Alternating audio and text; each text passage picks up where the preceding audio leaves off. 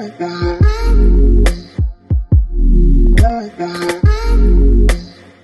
you guys, welcome back to my YouTube channel. I am Review+Tutorial, and today ALIPEARL Hair sent me over this wig unit, so let's just go ahead and jump into the specs. So they sent me this wig in 24 inches. Of course, it's a 13x4 lace frontal wig, and it's in the reddish brown tone. Now, as for the density, I'm not sure, but I'll make sure that I leave it down in the description box for you guys, or either the comment section. As for me, I would say that it wasn't too full and it wasn't too thin. I felt like it was like a middle ground, because you guys know that I like really full wig units, but it wasn't too thin of a wig, you guys, so that was perfect. Also, this wig unit did come with the curls that you see right now. I have not put any heat to it as of yet, but down the line in the video I will. I did put the foundation up under my lace so that it can blend with my skin tone. If you guys are wondering what kind of foundation or product I use under my lace, it's the L'Oreal Infallible Pro Matte, and I use it in the color Cocoa. I like using foundation more than powder. I just feel like foundation just kind of sticks, especially because it's also a matte product. So yeah, but this was an easy install for me, you guys. It was very easy for me to work with. I did a simple middle part with curls going back, and I used my T3 micro product, or the wand curler, curling wand, curling irons to, you know, curl my hair. So this is really easy. I also did not do any plucking to this wig unit either. Let me know what you guys think of the tone. I know you guys usually love the reddish brown tone on me, so let me know what you think down below of this wig unit. Very simple style, very easy install, and I had no issues with it. So anyways, let me know what you guys think down below once again, and I'll see you guys in my next video.